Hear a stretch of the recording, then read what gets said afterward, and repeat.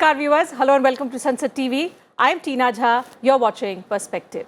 Another week of the monsoon session of Parliament washed out. Due to repeated disruptions forcing adjournments, there's been very insignificant business till date during this ongoing session. The week gone by also saw suspension of nearly 24 members of Parliament of various opposition parties due to their unruly behaviour and misconduct. And this, of course, has become a new flashpoint between the government and the opposition, leading to further uproar and disruptions. So with just 2 more weeks to go and the deadlock persisting, is the monsoon session headed towards a near washout? Also, what are the implications of unproductive parliament sessions in terms of time and money for the country? And most importantly, with disruptions becoming the new normal in parliament functioning, how worrying is it for the world's largest democracy? This and much more in perspective today with eminent experts joining us on the program. So let me first begin by introducing them to you. With me in the studio is senior journalist Mr. Sandeep Phukun. Thank you, sir, for your time. And joining us virtually is Mr. V.K. Agnihotri, former Secretary General Rajya Sabha, and Mr. Desh Ratan Nigam, Advocate Supreme Court. Thank you, gentlemen, for your time. Welcome to this edition of Perspective on Sansad TV. Mr. Phukun, let me begin the program today with you. So 2 weeks of the monsoon session, and we are seeing that both houses have failed to transact much significant business, owing to, of course, protests and forcing adjournments. What, according to you, are the main issues that are leading to pandemonium in both houses of Parliament? Well, I mean, it depends on how you look at it and from whose perspective you look at it. I would imagine from the government's point of view, their priority was the presidential election, which concluded very successfully, and President Draupadi Murmu has taken over.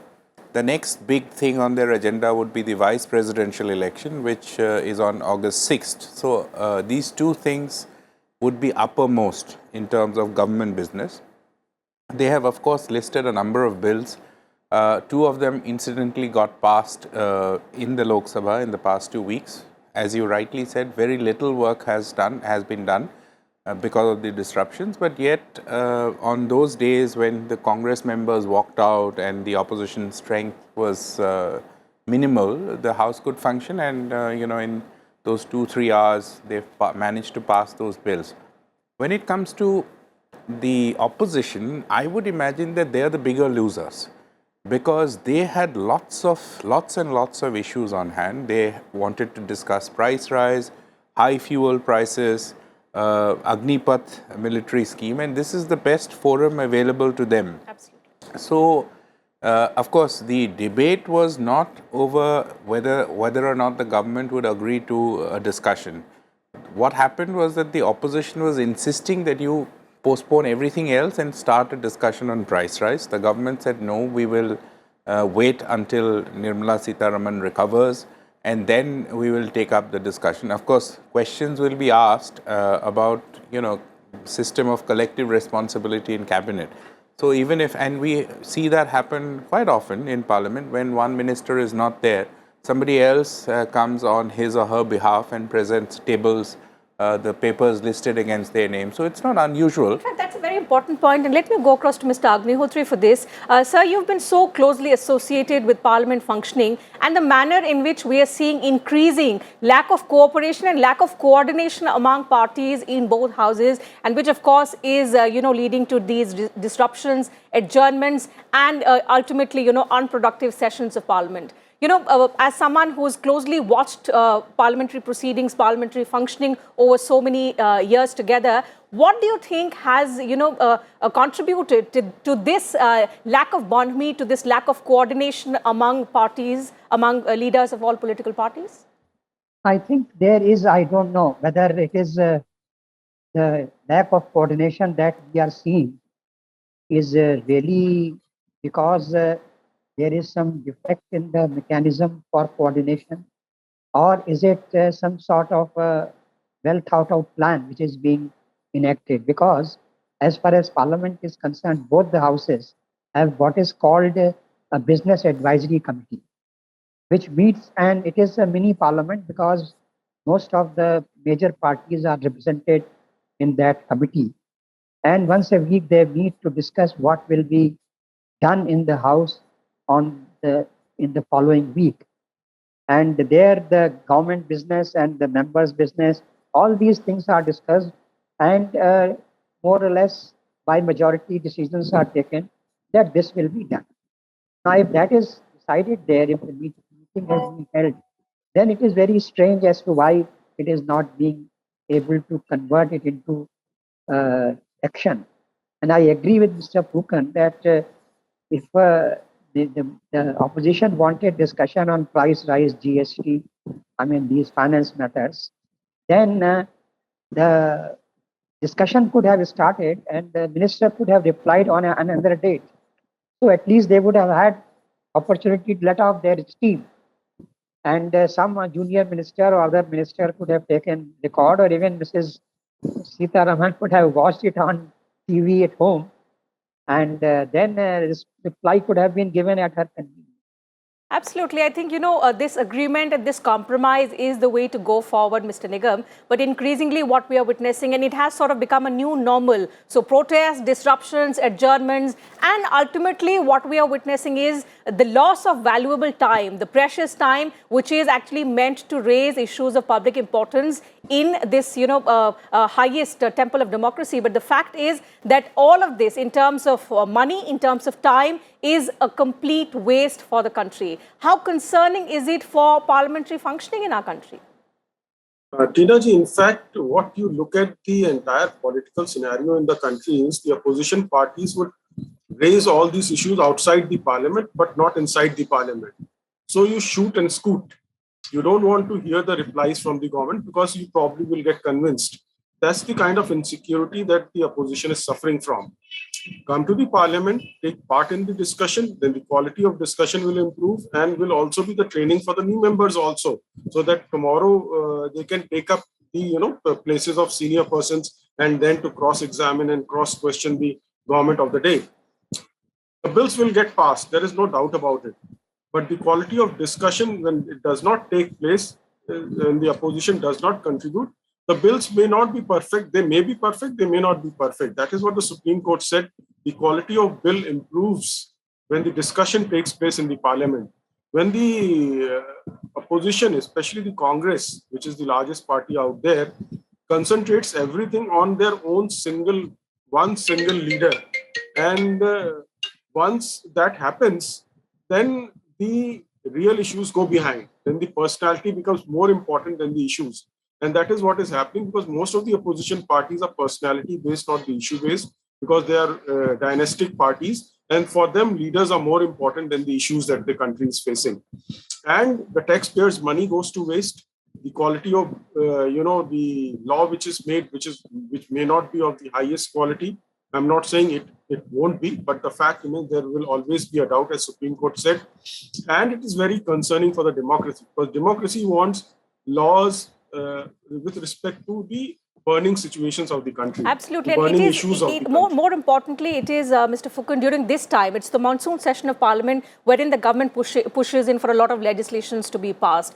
Unfortunately, 2 consecutive years, and we are seeing that the monsoon session is completely being washed away. So last year, which was, unfortunately, the first one after the COVID pandemic, but near washout. In fact, one of the least productive years on record, 2021. 2022, we are witnessing similar scenes. So 2 weeks have seen a near washout, and another 2 weeks. So of course, 2-3 days will go into the vice president elections. And post that, of course, if this deadlock persists, if new flashpoints emerge, this is going to remain, the similar fate in the coming 2 weeks as well.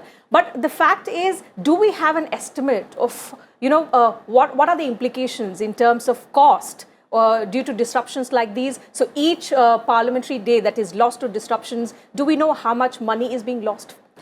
Well, I had read somewhere that it costs about 2.5 lakhs, a minute or something. But, I wouldn't hazard a guess because yours is a responsible channel, and I would not want to hazard a guess on officials will be able to tell you more. But yes, of course, it's a huge wastage of resources.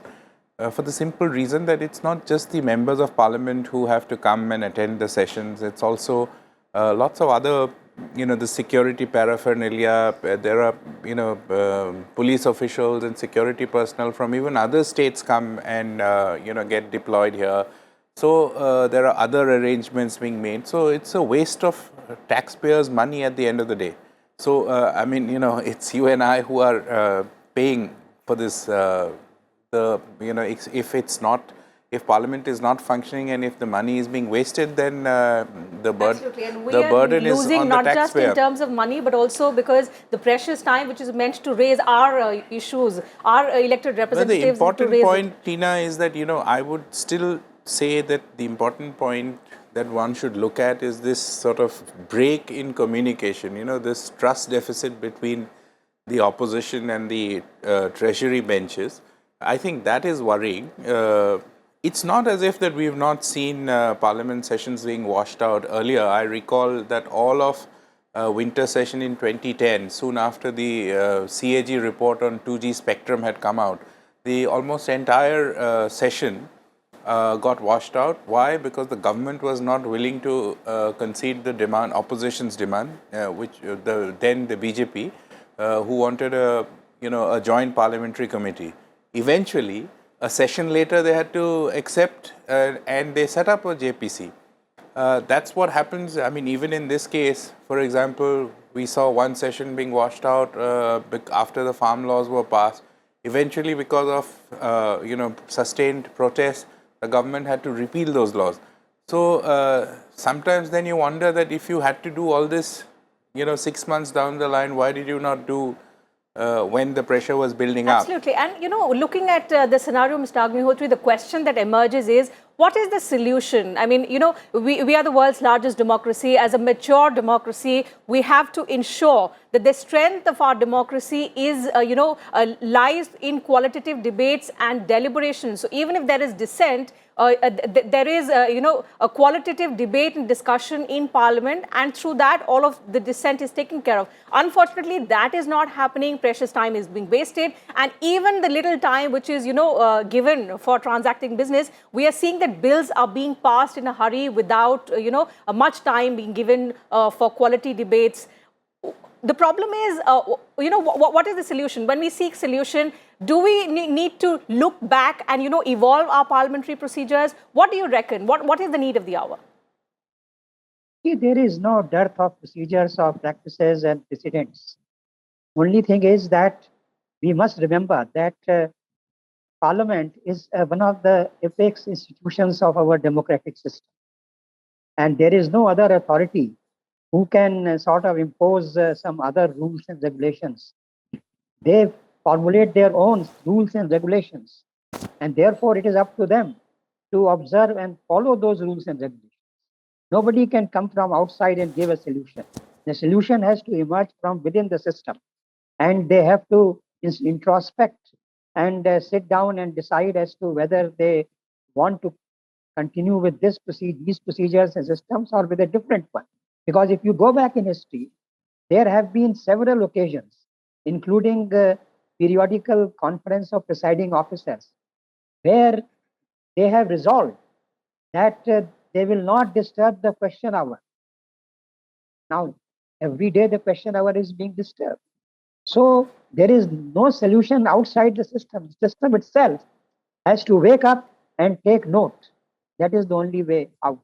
Okay, and also, Mr. Nigam, what's important to note here is that, and I don't know whether the parliamentarians, are acknowledging this fact or not, but be it any political party, what's important is that in this age of live proceedings, where the common man is able to watch each and every move that the elected representatives make inside both houses of parliament, the credibility of the institution has been at stake for several years now. So to uphold the sanctity of the House, what do you think should the parliamentarians be doing? Because as Mr. Agnihotri rightly said, nobody is going to come from outside and fix the problem. It's the parliamentarians themselves who have to, fix this problem and find a solution.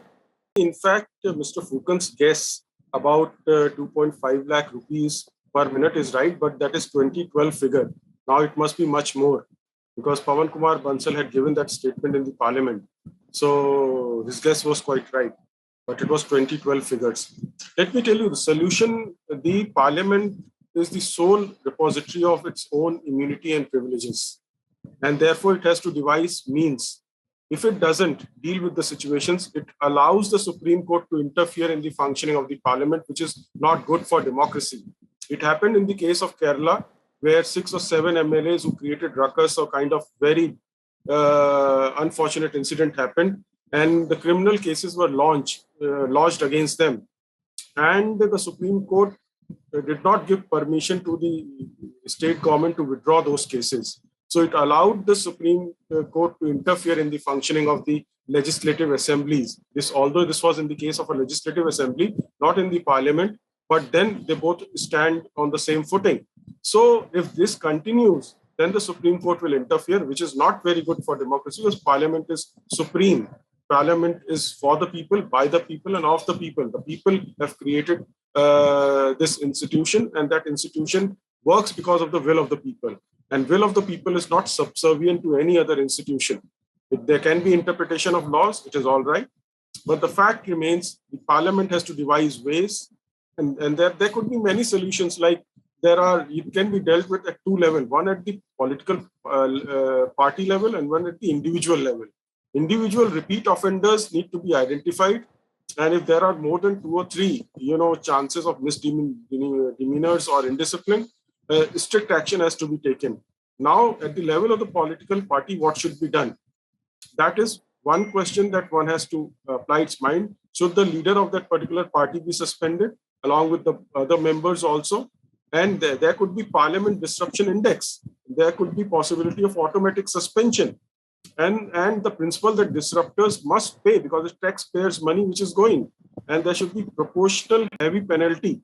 And also Parliament has the privilege of initiating contempt proceedings also.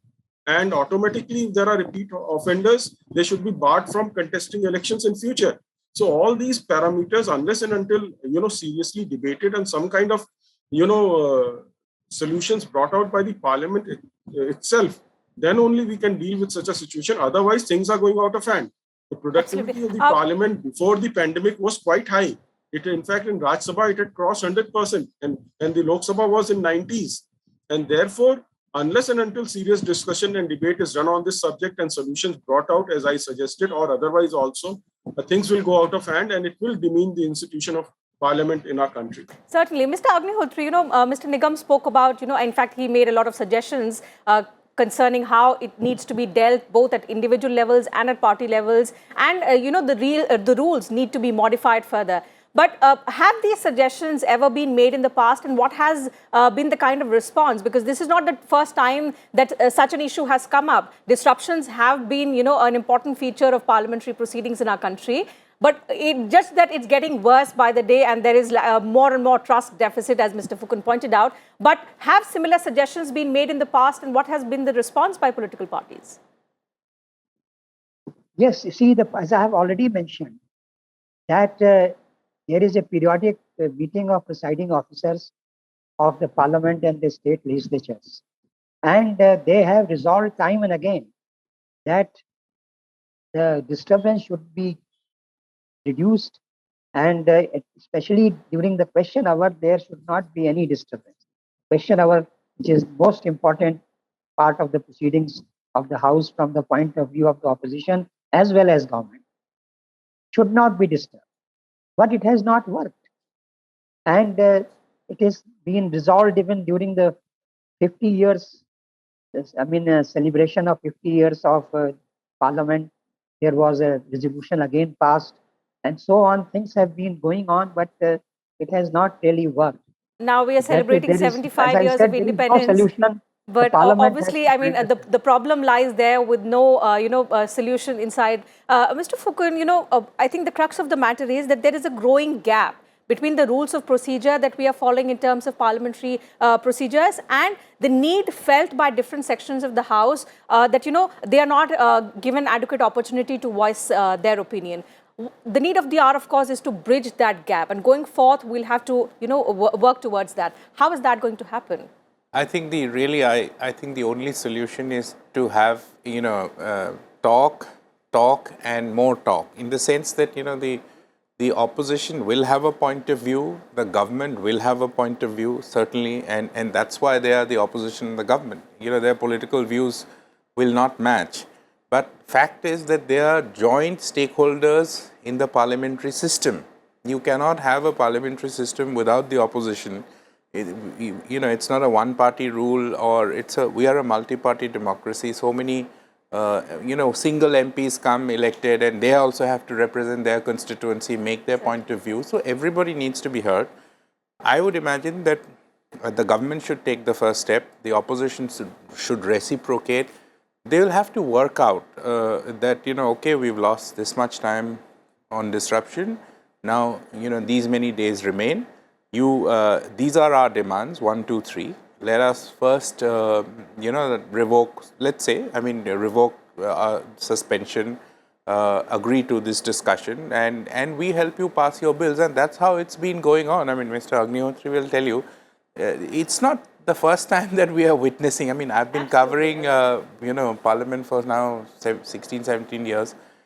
This is not the first time that we've seen this. I mean, in fact, there have also been suggestions by several experts and analysts that each time there are disruptions, and which of course will happen because there will be contentious issues and there will be differing opinions, but extending the time. So you lose one day to disruption and then you extend the session by another day. Could that be a workable solution? Well, yes and no, that may work, but see, the point is that, for example, question hour, that is supposed to be sacrosanct, and the question, the list of questions are written in advance, are given in advance, the written questions, and the answers are prepared in advance. So if you just extend, for that day, there will be nothing during the question hour.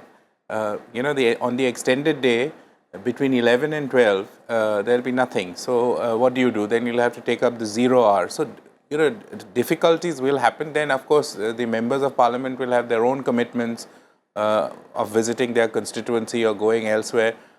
That may not be a solution, because when a time, when a schedule is given well in advance, then the members of parliament also prepare their schedule accordingly. So if it suddenly change, then their own schedules will get disrupted, and these are public representatives. So you can't. It's not really a 9 to 5 job that you expect them to come every day and their weekends are off. It's not like that. It doesn't work that way. So I would imagine that it may happen, like in one session they may extend it by a day or so, but it cannot be a regular feature. I think the only way to resolve this is to have a more accommodative approach, and the government should reach out, negotiate, and that these are as I said, that in my own assessment of this session is that the two most important things for the government, the presidential election and vice presidential election, in terms of legislative business, it's not like the budget session where they have a fixed timeline and they have to get passed, and if they can't pass, they put it to the guillotine and get those bills passed. It doesn't happen that way. But the fact that, some crucial bills, I mean, their fate can't be decided because of prolonged disruptions. These are and usually they tend to bills, take a Tina, that will not have a timeline. So if it has a timeline, then the government will will ensure that, it is passed any which way. But I completely agree with Mr. Nigam when he said that it's not a good thing. You will recall a few days ago, the Chief Justice of India had commented that the quality of the bills are such, or the debate, it comes in a way that proper debate doesn't take place and the bills are passed, and that's why many of them land up in courts, because people litigate. So this wouldn't have happened if the bills were properly drafted. It's a debatable point, but nonetheless, the constitutional and of course, a concern which has emanated rightly so, because not ample time is devoted to each of these bills, and the manner in which, not just in parliament, but even in state assemblies, we are seeing that the bills are rushed through. Mr. Nigam, I'll take one last comment from you, because of course, it involves a lot of, it involves the sanctity of the parliament, the temple of democracy, and the people are watching it. So to maintain the decorum of the House, and Vice President M. Venkaiah Naidu has also expected that, as a farewell gift to him, it should be a productive session, which seems unlikely now because 2 weeks have already gone by and just 2 weeks remain. 2-3 days will be devoted to electing the new Vice President of the country. But the fact that, we have to maintain the sanctity of Parliament, all of these, aspects that we have pointed out and the suggestions that have been made by all of you, These have been, put forth in the past as well. These have been debated, but not a workable solution because of the kind of growing trust deficit, the lack of pandemonium, the growing pandemonium in Parliament, and that is a cause of concern. So going forth, long-term solutions, of course, you've spoken about, but in the short term, wherein some crucial bills are hanging in the balance, some reformative measures cannot be brought forth because the bills are pending in-house year after year. So what is the short-term solution according to you? See, the short-term solution is already provided in the rules, where the Parliamentary Affairs Minister sits with all the party, has an all-party meeting, and the business is discussed. And there everybody agrees. But when they come inside the Parliament, the session starts, you see a lot of ruckus. So that is the difficulty. And since now it is being televised, so perception battle is also going on. They want to show to their workers and the party members that we are quite active and creating that kind of managing that kind of perception also. But that does not pay in the long run, because people are watching. They want to see your productive discussions taking place, and the opposition, if it continues, believe me, their space is shrinking. We saw in 2014, we saw in 2019, it further shrank.